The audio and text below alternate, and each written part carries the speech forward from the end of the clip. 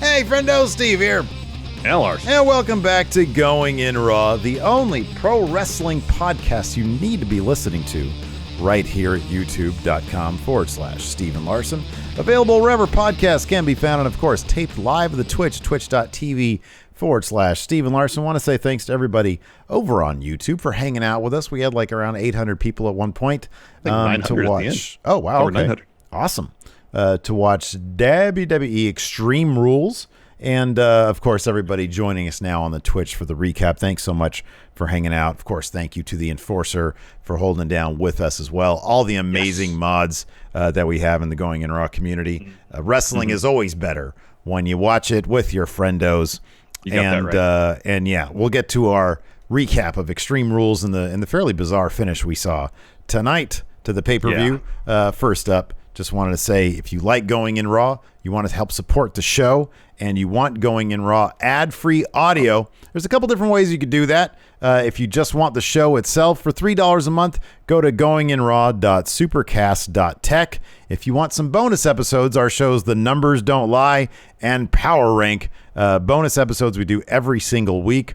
You can pay a little bit more, $5 a month at patreon.com/Steven Larson. We also offer a variety of reward tiers. We're coming down to the end of the month, and the $20 reward tier where you get the Friendo Care Package, which includes a Going In Raw comic book, a bunch of stickers, and an 8x10 signed by me and Larson. You can get that for $20 at patreon.com/Steve and Larson. All right, man. I thought it was a fine night of graps. I thought the wrestling was fun tonight. It wasn't a major revolutionary show because it's Extreme Rules. Last year we had an eye pop out of a head, kind of. This year it was shaping up to be just another fun show. You know, if this was like an episode of Raw, we'd be like, wow, this was a great episode of Raw.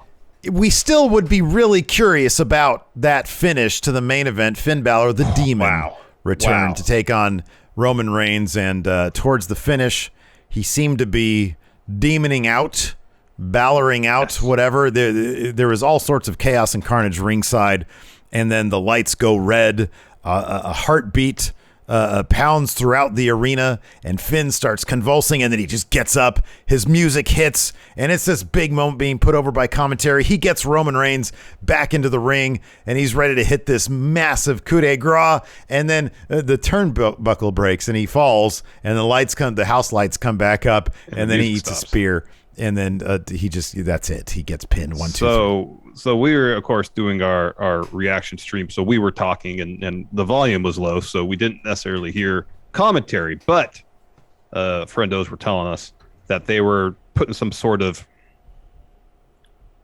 bringing up some sort of divine intervention, essentially. Mm-hmm. That Roman, someone was helping Roman. So, I mean, I feel like a finish like that needs to be understood.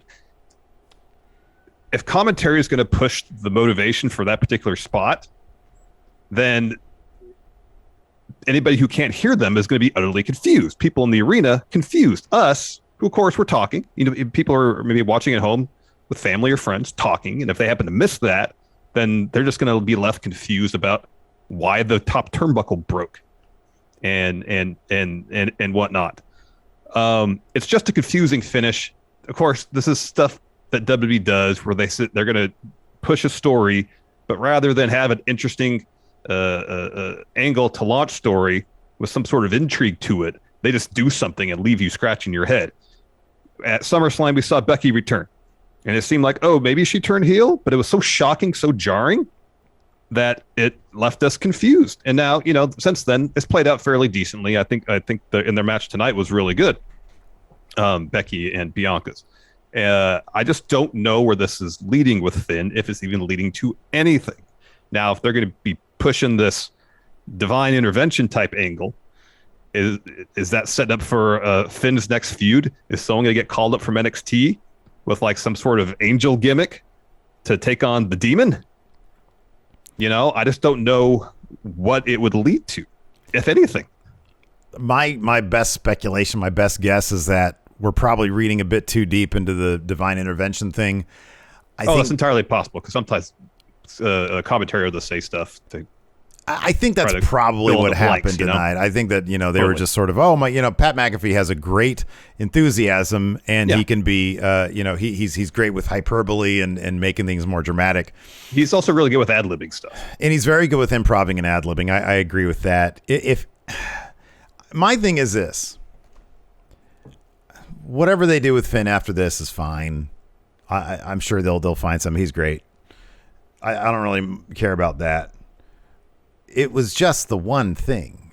It's so weird to me that in a writer's room somewhere, they're like, hey, let's have this big dramatic moment, this turning moment in the match. Like this literally boggles my mind. This is crazy to me. That they're sitting in a writer's room figuring out this finish. And Finn has this huge marking out moment, hulking out moment where, the music is playing, he gets up there. And then something as stupid and pedestrian as the turnbuckle collapses on him. And that takes him out of his demon trance. Because, we always talk about when Kota Ibushi goes into his trance, and it's really cool. Certain wrestlers these days, they'll go into like a sort of a trance mode. It's like, okay, that's an interesting take on things. Ilya did the same thing, and that was kind of cool. Mm-hmm. And so it's like the demon is simply Finn's next level. He kicks it up to that level, and he's in the moment, and he's on Jordan level, right? And so this one thing throws him off, which, okay, I get. The demon's been, like, the man has been injured, and so the demon is sort of thrown off, and he's out of it. And I get, you can have that moment. Like, that moment can exist. It's just, people aren't going to talk about it because the way it happens is so stupid and pedestrian. The turnbuckle breaks? Really? That's the best you can come up with, is the turnbuckle breaks? There's a bunch of different ways you can write this. If Brock can't show up, Brock can't show up. Heyman's there.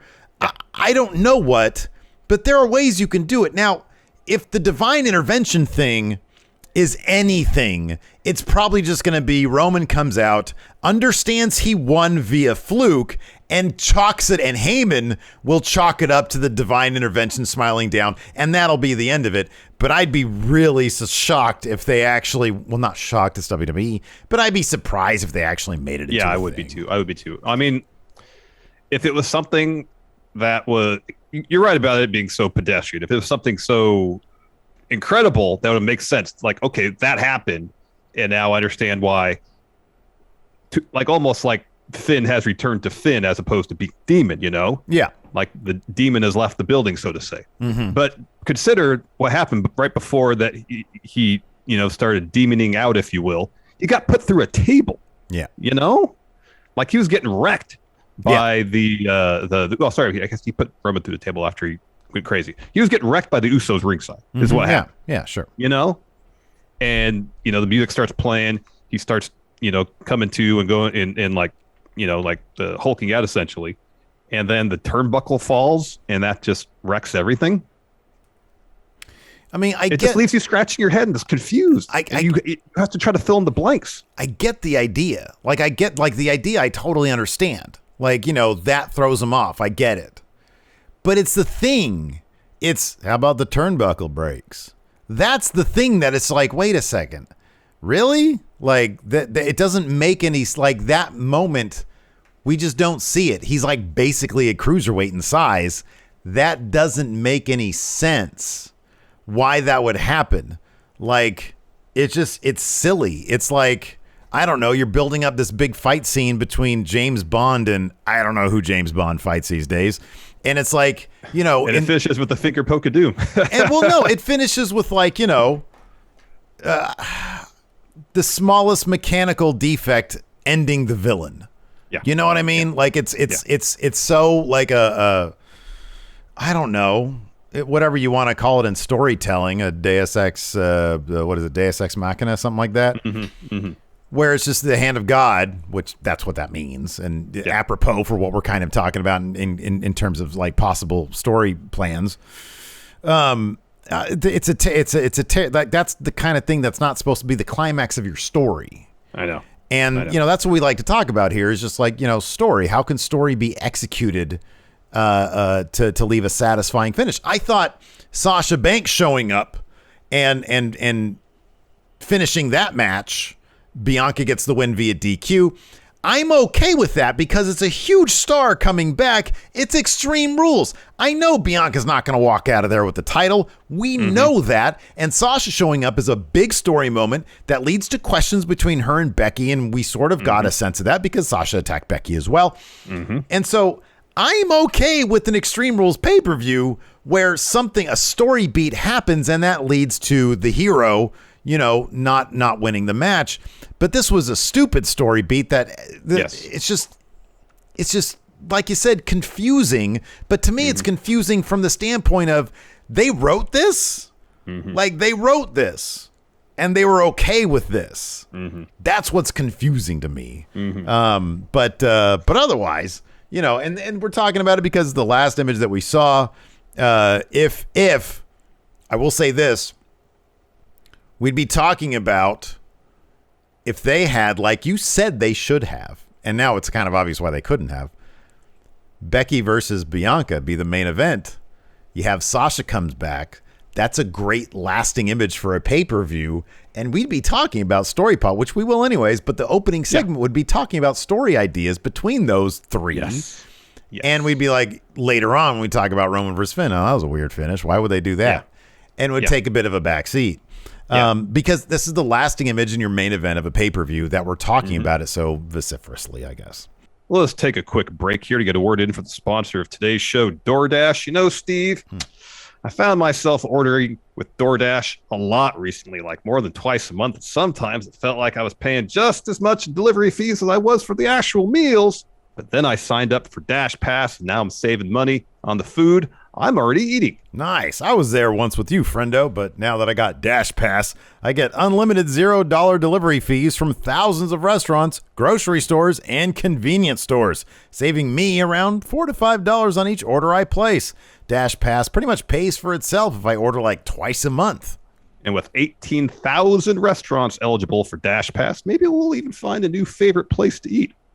But Dash Pass is about more than good eats. You can get flowers, pet supplies, even groceries delivered to your door. So try a free month of Dash Pass now and watch those savings add up. So if you're ready to save money on your DoorDash orders, DoorDash is offering a free month for Dash Pass right now. Stop spending money on delivery fees. Try Dash Pass from DoorDash today for free. When you've got zero delivery fees, you're free to get more. Because you can. Start your free month today. So let's move on to Sasha returning. So, of course, she caused DQ, right as it seemed like Bianca was on the verge of defeating Becky. So she attacked Bianca, and then Becky gives Sasha a little thumbs up as if to say, hey, we good? No, Sasha attacks her too. She hits backstabbers on both of them. We all assumed there'd be some sort of weird finish with this match, whether it led to Becky successfully retaining via some sort of interference, some sort of cheat type win, or a DQ as what happened. So that wasn't actually shocking. And it definitely ups the odds against Bianca going forward, at least for the short term. Not only does she have to, beat Becky to get her title back, now she apparently has to go through Sasha first. At the same time, how cool would it have been if Becky throws that little thumbs up? I mean, honestly, she should have thrown up the 4 instead of the thumb. I know. That would have been like, it's like, hey, you and me, right? Yeah. That it would have been really cool. And, you've said this before, 4 horsewomen versus, Bailey's not clear, but maybe that's something that they would consider when Bailey was clear, given that they're all, bad guys, basically. Yeah. Yeah. You have the 4 horsewomen against Rhea, Nikki, Bianca, and Alexa Bliss. Yeah, and Alexa. Yeah. I really hope at some point we actually get to see that as a bad guy faction, because that'd be pretty terrific. I wonder, is the 4 horsewomen too close to the 4 horsemen, which is a Ric Flair thing? Like, do you think they would be averse to using the horsewomen as like an on-screen name if the 4 of them got together because of the Ric Flair thing? I think it's such a well-known thing. The 4 horsewomen. I don't know if they'd have to say it by name. It'd be weird if they didn't. Did commentary mention the horsewomen tonight when Sasha came back? I didn't notice. I didn't notice, but then I was sort of in the moment. We're chatting and stuff. It's sort of hard to keep track of that. Yep. So yeah, I don't. That's just sort of an aside. It's a tangent. I think they should totally do the horsewoman as a stable. I think it'd be great, but not until Bayley's back. But yeah, you throw up the 4 to Sasha to say, "Hey, are we cool?" That's a much cooler way to go about it. I mean, the little thumbs up was funny. It was funny. Yeah, the delivery was funny. But we're good. No, okay. But if you really want to say, "Hey, are we good?" You throw up the 4. Yeah, totally. Hugh Longheavy. They took Flair out of the intro, man. And they put Warrior in there. Of course, WWE cares about that stuff. So, anyways, but, as far as the story possibilities, where's that going to go? I mean, it seems the most obvious thing. Well, there's 2 obvious roads. They either do the Sasha Bianca storyline, or go back to that. Meanwhile, Becky goes off and does something else, or you do Sasha Becky, Bianca goes off and does something else, or they do a triple threat. I guess that's the 3 most obvious roads they could go. Does it make it less likely or more likely that Bianca goes during the draft? Maybe Bianca and Montez both go to Raw. Leaving Dawkins there. And then she's got... I mean, Charlotte already has... She's got Shayna waiting for her. Alexa still. Obviously, Alexa was not happy with how that match finished tonight. Yeah, but that was a finish. I mean, they could. You're right. They could go back to that. They'll definitely go back to it. But there's Shayna, there's Alexa, there's Rhea still, there's Nikki. Mean, you don't have to do anything until really like December. I mean, unless they're gonna have women's matches that aren't like they might pause feuds for the Queen of the Ring or whatever they're gonna call that show. Wasn't there a different name that they were? Yeah, I don't remember what it was. Queen's Court, Queen's Cup, or something like that. Something like that. And then, of course, Survivor Series is the next proper pay-per-view. And that could that'll be Charlotte versus Becky. Brand versus Brand, which is a great idea. They should do that. Yeah. So I guess if that's the case, then either you'll have maybe at Crown Royal, they'll do a triple threat, or they'll just have Sasha and Becky be the thing. Or sorry, Sasha and Bianca be the thing. And then, Becky would kind of have a short little feud before Survivor Series. Yeah. There's with Bianca, Sasha, and Becky, there are so many possibilities. So many. But this is actually one of the things it's pretty unpredictable. I mean, I do think that the end goal is keep everybody strong, but make Bianca a bigger star, like a top level star. Yeah. And that's what they're going to use Sasha to do. Let's go ahead and dive into this. The kickoff show featured a match that was originally supposed to be on the main card, but got kicked to the kickoff show, and it was a hell of a match. It was pretty damn good. Liv Morgan versus Carmella. Carmella had a bit of a promo beforehand. I didn't really catch what she said, but it was rude stuff. Yeah, she was asking Liv, "What were you trying to accomplish by, sending my face into the turnbuckle? I'm the most beautiful woman in WWE. My face is my greatest asset. You don't know what it's like to be this beautiful. You should be ashamed of yourself." And then she puts the mic down, and then Liv attacks her. Ref separates them, rings the bell. But yeah, this was a fun match. And eventually, like earlier on in the match, Liv was going for that same move that sent Carmella into the corner. Carmella escaped that, but then they're down the floor, and Liv hits it against the announce table. And then back in the ring, hits her finish to get the win. But it was a well put together match. Told a good story. Yeah, I thought this is a really fun match. Yeah, like you said, Liv got that win there with her finish, and she pretty much wrecked Carmella during it. So that was good stuff. I mean, they've both of these wrestlers have improved vastly over the last couple of years in the ring. So it was nice to see them given a lot of time.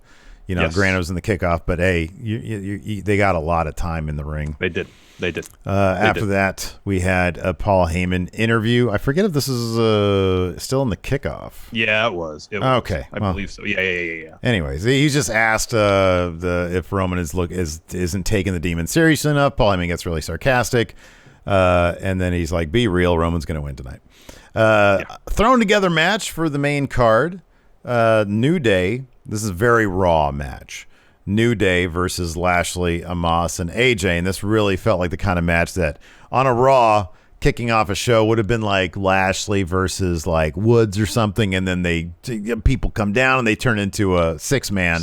Yeah. One of my main takeaways though from this is just it's so good to have the New Day back together again. You got that right. As a single unit. Never take them apart again. Please don't do that. Really fun match though. Hell of a match. Basically it fell apart for the bad guys when Lashley had Kofi ready for a spear. It looked like he was going to finish this match up.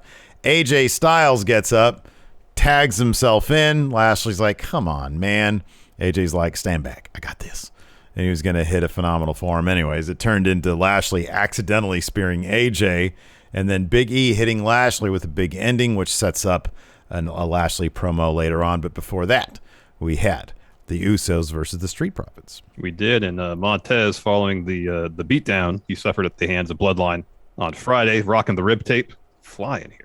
And so, of course, Usos were concentrating their offense on the damaged ribs. And then at a certain point, the Usos just kind of take Dawkins out of the equation, toss him to the barricade, and then Ford. I can't even understand my own notes. Anyways, Montez hits a couple frog splashes during this match. He hits one earlier. Everything splashes to the floor, and he's selling ribs. He's putting his body on the line. He came out with the tape team to at win. the beginning. He did. So, and he's trying to power through the pain. So at the end, the Usos are trying to get a super kick on Ford. He avoids it, so Dawkins ends up beating that. He's on the apron. He gets knocked off the apron. Mm-hmm. So Ford rolls up Jimmy, gets with 2, and then Jimmy super kicks Montez, and then both Usos super kick Montez, and they hit the stereo splashes on him for the win. So I don't know this. Before this match began, while the Street Profits were making their introduction, once again, they mentioned that they could be broken up during the draft. They keep talking about this stuff. It seems almost a certainty at this point that that's going to happen. It seems like it's definitely a possibility. Yeah. And, dude, you and I have talked about for years now how Montez could be a main eventer if he was a solo act. And no disrespect to Dawkins. I think he's great. He could be. He is great. I'm sure that we haven't seen his full potential yet. But man, Montez clearly seems like he'd be the guy that, he'd go to the moon. Mm-hmm. After that match, we had a Lashley promo I alluded to earlier. Calls Big E a coward, calls him chicken shit because of the way he cashed in. And then tonight, given that it was in a 6-man tag match, he says, fight me one-on-one, no New Day, nobody coming down. Tomorrow night on Raw, I want my title back. So the challenge was thrown down by Lashley. Then we had the Raw Women's Championship bout, Alexa Bliss versus Charlotte Flair. You knew Lily was going to get involved in this one. So as she has done in the past, Bliss puts Lily on top of the turnbuckle. Had some good back and forth, especially towards the end. It was really picking up. Charlotte was going for a figure 4. Bliss reverses that into the roll-up. Charlotte kicks that too. Bliss hits her with a DDT. Too close to the ropes, though. Charlotte gets her foot on the bottom rope. So eventually Charlotte gets Lily off the turnbuckle and just throws it at Alexa. And just follows the huge boot, sends her into the ring post, and hits natural selection for the win. Yeah. And afterwards, Charlotte picks up Lily and starts ripping it apart, ripping the arms off, legs off, rips it, and just like stuffing flies out everywhere. So Bliss gets back in the ring, attacks Charlotte. They kind of tumble out to the floor. Eventually, though, Charlotte throws Alexa over the announce table. So Charlotte takes her leave, and then Bliss gets back up from behind the announce table, just starts screaming. She gets back in the ring. She's holding the pieces of Lily in her hand, and she's upset and crying. At a certain point, she must have popped the Alka-Seltzer tab in her mouth because she started kind of foaming a little bit. In fact, you saw the Alka-Seltzer, whatever it was, in her mouth when she was up on the stage, and she was crying. So, the win by Charlotte was fairly definitive. However, due to her actions after the bout, this feud's going to carry on. Of course, this pay-per-view is in Columbus, Ohio. Alexa's from Columbus. You knew she was going to lose because WWE always has hometown wrestlers take the L. Yeah. I mean, I don't know what else you do here. I mean, it's weird because they do that. I don't know. I don't know why they do that, man. I mean, like throwing a doll on someone's face, it's like a momentary thing. It's hardly enough of a distraction, you would think, to cause someone to lose a match. She really likes that doll, though. It's like her favorite doll. It wasn't like she ripped up the doll in her face. Yeah. She just like chucked it, bounced off. Like, you know, what if somebody what if you had a baby again and somebody threw that at you? Like, whoa, that would take me out of it. That is much different, though. To you, but she clearly sees this doll as like a person that talks to her and stuff. I actually think I'm right on this one, man, because like she totally sees that doll as like a baby. Somebody throws a baby at you, your baby, you're going to be so obsessed with making sure this thing is okay, and then you catch it. Well, there's another aspect of that is that that doll weighs what? Ounces, mere ounces. Like that's the impact of the doll. Okay, it's not going to do much. I understand the emotional aspect of it's a different thing entirely. Some babies are really small. After that, they weigh way more. After that, much more. Yeah, we totally saw that Alka-Seltzer tab too. You know, it's a cool effect. I give it A for effort. You know, I give it points for effort. You know, and I will say this: Bliss was dedicated so much to her performance that she wasn't concerned about that aspect of it at all. Mm-hmm. You know, she was going all in on being upset about Lily being torn up. Now, what I would say, no, Hugh Longheavy's totally right here. Who brings their baby to the ring? You don't. Although there was that great match. Did you see that tweet? There was like a match. Was it in Stardom? Where was it?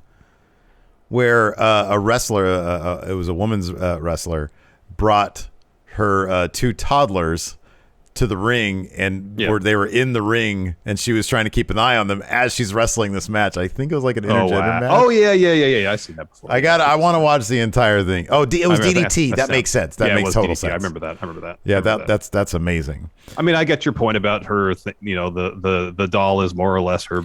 You know, here's my thing. Baby to her. I get that. That makes more like being distracted by that and how they've built up Lily with Alexa makes more sense to me in the writer's room than the turnbuckle. No, it does. 1,000%. So I'm okay with it. It does make more sense. I understand that aspect, but still. I mean, if it's me and a doll, I really don't care. All of the face. I mean, that's in terms of distractions, it's kind of meh. It's a big boot. Compared to what happened afterwards, where Charlotte ripped that doll apart. Yeah. Now, if she'd done that during the match, I would understand why Alexa would be like, "Oh shit, Yeah. Just being devastated by it. It's floor baby. After that, we had Paul Heyman on the phone. Who's he talking to? I don't know. Playing up the draft though. It's really talking it up. Kayla rolls in, puts the mic trying to get in on that phone call, and he's like, I'll have to call you back in 2 minutes. Well, okay, give me 1 minute then. So he's somebody he's subservient to, right? And so he's like, I'll call you back. And then he just sort of talks up Crown Royal. That's pretty much it. Talks crap about Kayla and talks up Crown Royal. After that, we had the U.S. title match. Damian Priest, birthday boy, by the way. Shout out to our friend Damian Priest. Sheamus and Jeff Hardy. This was probably the most Monday Night Raw match of the night. It was a lot of fun. It was really cool. But it won. The finish saw a roll up after Jeff Hardy eats a huge brogue kick from Sheamus, who was doing a lot of. We saw some crotch chops from Sheamus, some Jeff Hardy dancing right there. He probably is watching Going in Raw whenever you do that.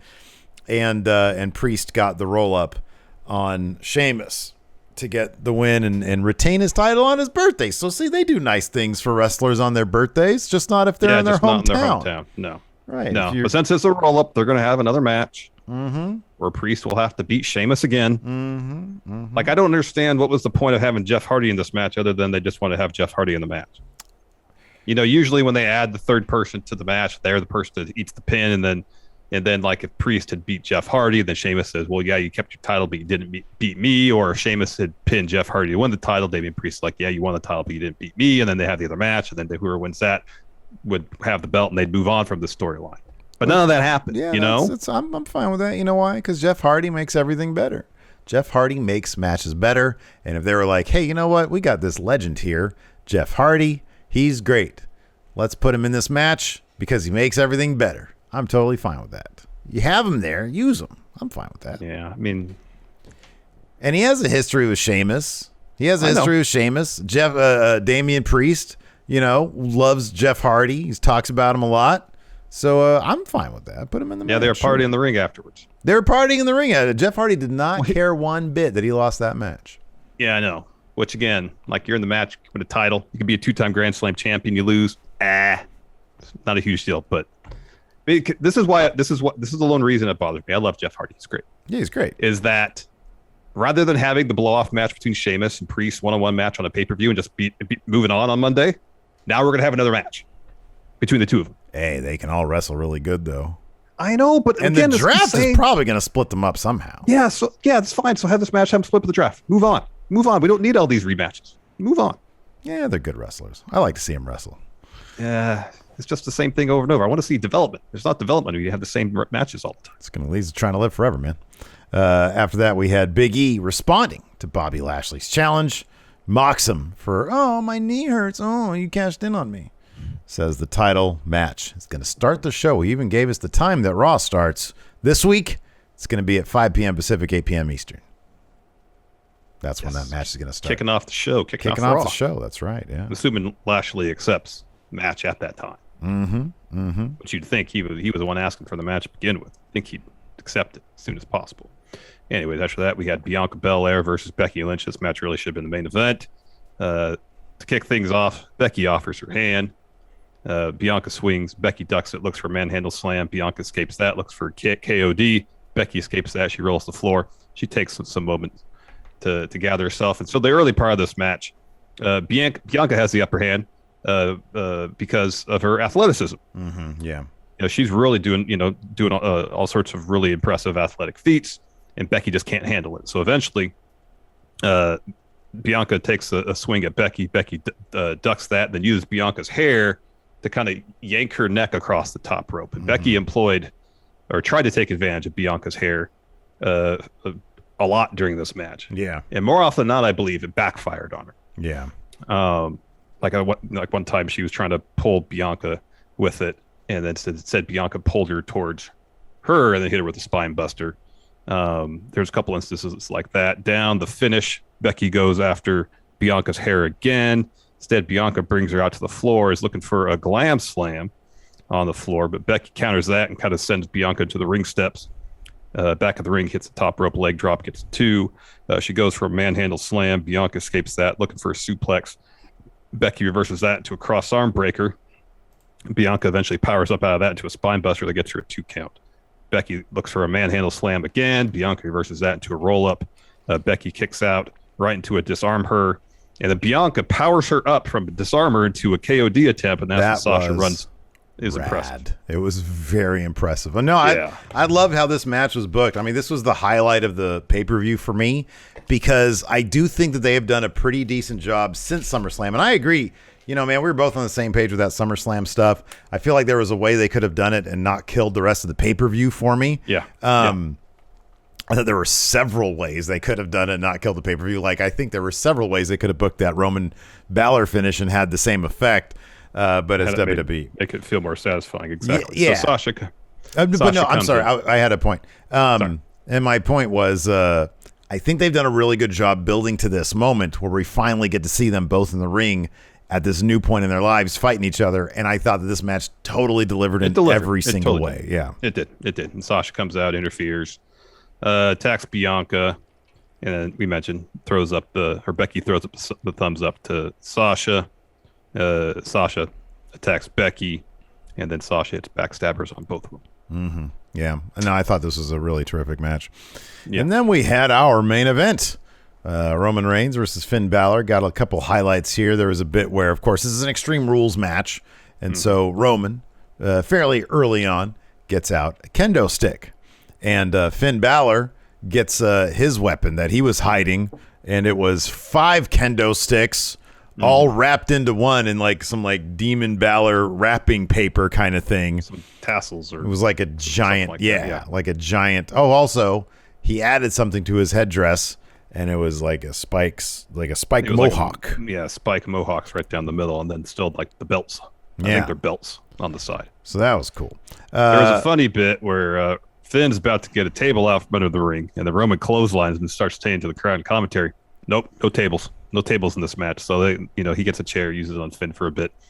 Eventually, Finn turns the tables, goes and gets a table out from under the ring, and as he's putting it in the ring, Roman hits him with the drive-by, and is really hoping that he would take the table out of the ring and put it back under the ring. Tables. I know. It needed to be that kind of thing. So that was good stuff. Roman's character work in this is just outstanding. Like he's really great these days. I think on the when Finn had that giant kendo stick, they showed his face, and he was like, It was just really good stuff. His facial reactions are great. Yeah, when he ate that low blow, his reaction, that was pretty great. That was awesome. So they brawl into the crowd. Roman, being the role model he really is, puts on a mask to brawl up into the crowd. So that was nice to see. They come back. Roman hits this huge uranagi through the table on Finn. He hits a spear. Finn kicks out of that, but he does the same thing that you just mentioned that Roman did to him when he kicks out. He had the arm in the crotch, and Roman, like you said, he had a really goofy look on his face because when you get hit in the front area, as you know, it's very uncomfortable. It is. Roman looked like he's about to throw up. He did. It was pretty great stuff. So Finn hits a coup de grace. As he's going for the pin, the Usos show up out of nowhere, pull Finn off the Finn pin, and they beat the crap out of the Demon. Finn's able to ward them off. He puts Jay through a table, but then Roman hits a spear through the barricade, and then that's when this whole time Finn's butt cheek is hanging out too. You got a wedgie at some point during the match. Couldn't exactly dislodge it. Right, and so it didn't want to, and so lights go red. I mentioned this at the head of the show, but I'll go kind of flash. Yeah, they flash. They go red, and the doom doom. And as he's like a fish flopping out of water. Like he does that. Well, it's like they're using the paddles on paddles. Yeah, the defibrillator is what it's called. Yeah. And so he's like doom doom, and then he just springs up. Yeah,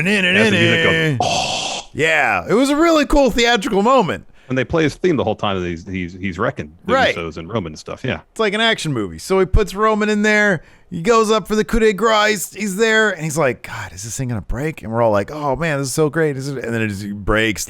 House lights come up, and he's like, "Oh, my knee hurts." It's also really foggy. They pumped a lot of fog in. Yeah. When the whole demon thing was going on with the red lights, and so he's standing on the top turnbuckle. And like from his neck up, you can't see. It's so foggy. And I was like, can you even see where Roman is? Yeah. It looks like it's so foggy in there. So when he was standing up there trying to get the turnbuckle to break, it was like, okay, well, maybe he just can't see where Roman is. Yeah. But no, he was trying to get the turnbuckle to break. And all four top turnbuckles fell over. Yeah, they're like, oh my God, what's going on right now? So that happens. Roman hits a spear, and then 1, 2, 3, match is over. And that's the pay-per-view. That's Extreme Rules for you. That was Extreme Rules, yeah. So, anyways, Twitch chat, stick around a little bit longer. Of course, we're going to be live tomorrow on the Twitch for our weekend wrestling news roundup. Thanks, everybody, for tuning in. We appreciate it. Until next time, we'll talk to you later. Goodbye.